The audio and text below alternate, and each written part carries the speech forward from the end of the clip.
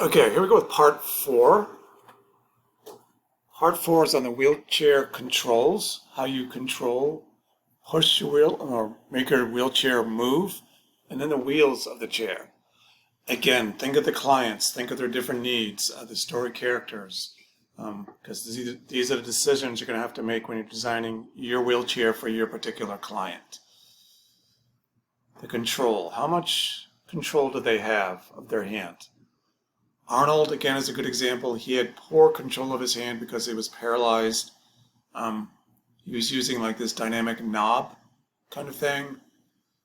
It's not on here, but it's kind of like it's also called a joystick. This is kind of like a joystick right here. It's called a dynamic knob here, but it's a joystick, commonly called.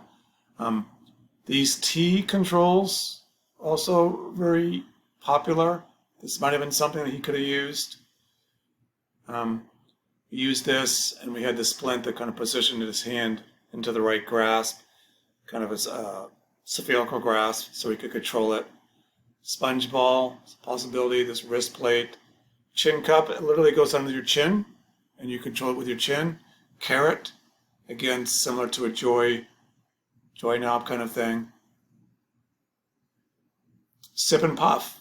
What I mean by sip and puff, he's literally sipping. This Bobby guy was like a C4, C3 maybe even, who knows. Sipping to control it. He controls it with this amount of sip from his mouth. Stephen Hawking, remember him, the astrophysicist had ALS. He used his eyelids to control it. He picked up the eyelid movement. Here's a good chin cup one. She's using her chin to move it.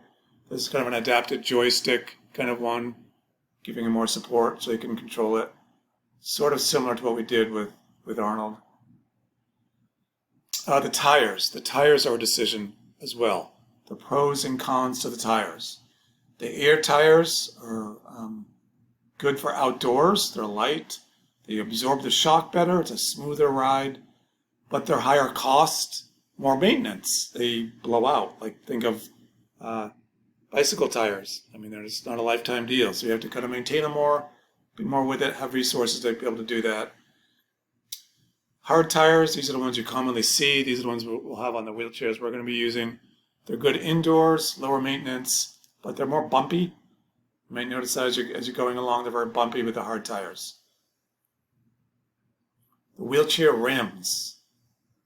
The rims, they go on the outside of the wheel. You get your push, if you're manually pushing it. If you just look at this, it just looks slippery.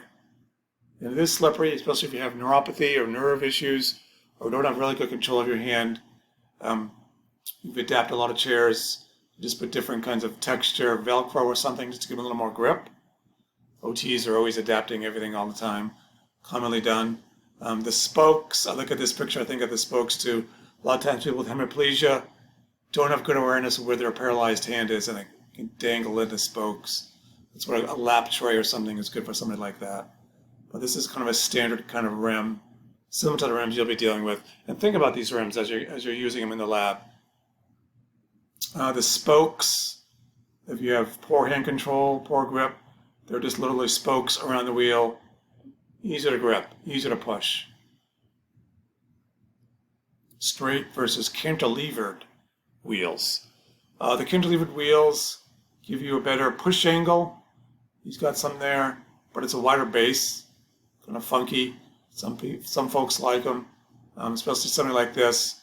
He looks pretty high level. He looks like his spinal cord is probably down in this lumbar region, C7,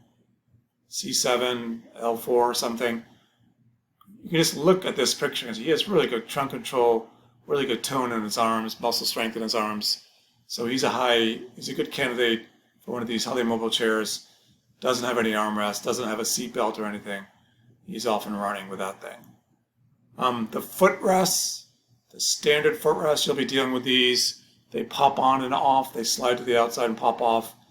It's easier to move, push yourself along if your feet are off the floor and you don't have to hang on to them all the time. Lift them up all the time. Then we have elevating footrests, the ones we use. We have chairs similar to this. The footrests elevate. There's different reasons why you might want to elevate them. There's a different kind of funky one. It comes together. It's more mobile. Kind of reminds me a little bit of this one. This one's even more different for footrests.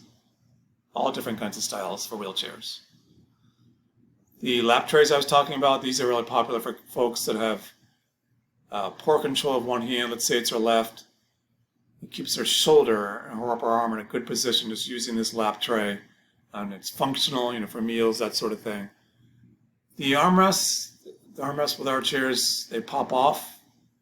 It makes it easier to transfer when you're doing a squat pivot transfer that we'll be doing.